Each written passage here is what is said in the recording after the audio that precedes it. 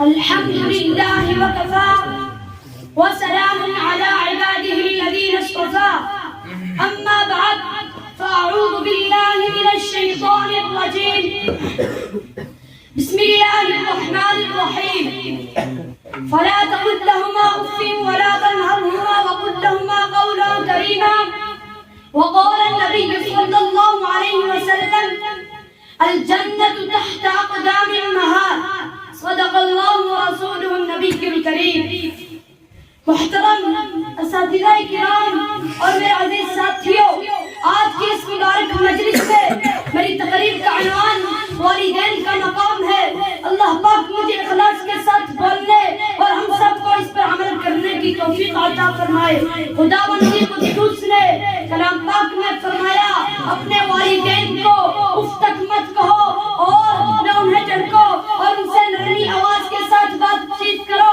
حدیث میں نبی پاک صلی اللہ علیہ وسلم نے فرمایا جنت نات قدم میں ہے.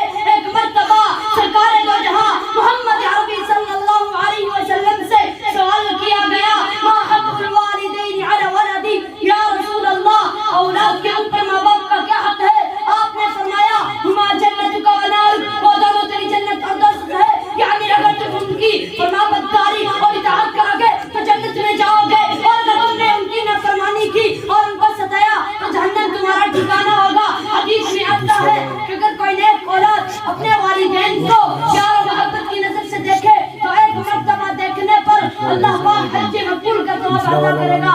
صحابہ نے عرض کیا اگرچہ ایک دن میں 100 مرتبہ دیکھے تو جہاں محمد عربی صلی اللہ علیہ وسلم نے فرمایا جی ہاں خوش نصیب ہیں وہ لوگ جن کے والدین زندے ہیں، وہ ان کو پیار و محبت کی نظر سے دیکھتے ہیں اور حج مقبول کا ثواب کماتے ہیں.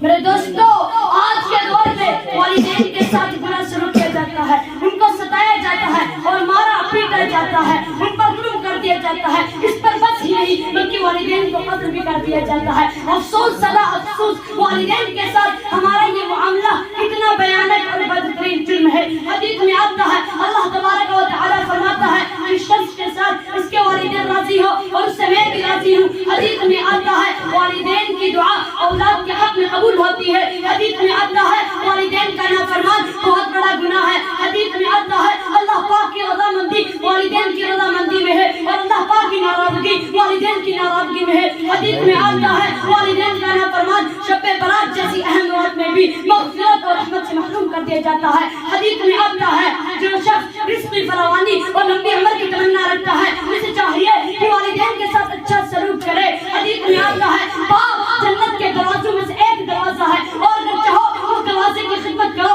اور اگر چاہو اسے ضائع کرو. حدیث میں آتا ہے جو شخص ہر جمعے کو والدین کی قبر کی زیارت کرے گا اس کے تمام گناہ معاف کر دیے جاتے ہیں اور جہنم سے نجات دی جاتی ہے. حدیث میں آتا ہے ایک صحابی والدین کو روتا ہوا چھوڑ کر جہاد شرک میں تشریف لاتے ہیں. حضور پاک صلی اللہ علیہ وسلم انہیں واپس اٹھا دیتے ہیں اور فرماتے ہیں جاؤ جاؤ نہیں ساؤ جیسا کہ تم نے ان کو بنایا تھا. حدیث میں آتا ہے تمام فرشتوں میں سے اعلیٰ اور اونچا مقام رکھنے والے فرشتے حضرت جبریل امین علیہ السلام نے اس پر دعا پر آمین فرمایا ہے کہ ہلاک اور برباد ہو جائے وہ انسان جس کے سامنے اس کے والدین یا ان دونوں میں سے کوئی ایک بھی محبت کی حالت میں ہے اور وہ ان کی خدمت کر کے اپنے آپ کو جنت کا مستحق نہ بنا لے. سید الانبیاء صلی اللہ علیہ وسلم نے اس پر دعا پر آمین فرمایا ہے. بزرگوں کا مقولہ ہے اگر علم چاہیے تو استاد کی خدمت کرو اور اگر دولت چاہیے تو ماں باپ کی خدمت کرو. میرے دوستو، ایک مرتبہ حضرت حلیمہ سعدیہ تشریف لاتی ہے. حضور صلی اللہ علیہ وسلم انہیں دیکھ کر کھڑے ہو جاتے ہیں اور اپنی چادر مبارک کر اتار کر حضرت حلیمہ سعدیہ کے قدموں بچھا دیتے ہیں. صحابہ کرام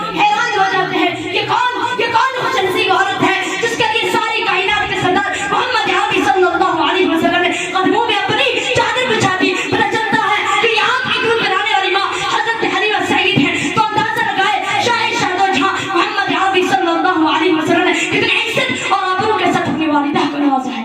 میرے دوستو، حضرت اویس قرنی کو دیکھیں، ماں کی بیماری اور خدمت کی وجہ سے پوری زندگی آپ صلی اللہ علیہ وسلم کی خدمت میں حاضر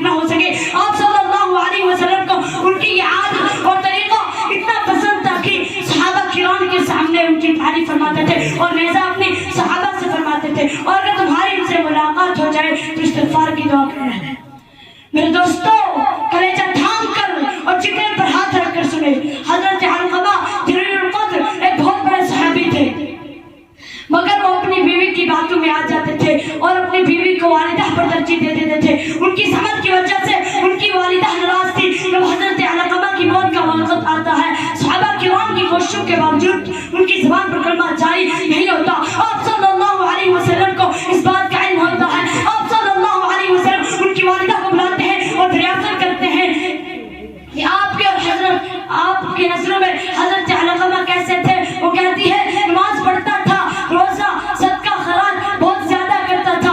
آپ صلی اللہ علیہ وسلم نے فرمایا میں یہ پوچھنا چاہتا ہوں آپ کے حضرت علقمہ کے تعلقات کیسے تھے؟ وہ کہتی ہے میں اس سے ناراض ہی رہتی ہوں، وہ جب معلوم کرنے میں بتاتی ہے کہ وہ میرے مقابلے میں اپنی بیوی کو ترجیح دے دیتا تھا اور مجھ سے زیادہ اس کی بات مانتا اور سنتا تھا۔ دعا کیجئے اللہ پاک ہمیں اور پوری امت کو ان باتوں پر عمل کرنے کی توفیق عطا فرمائے۔ وآخر دعوانا الحمدللہ رب العالمین۔ ماشاءاللہ، سبحان اللہ، ماشاءاللہ۔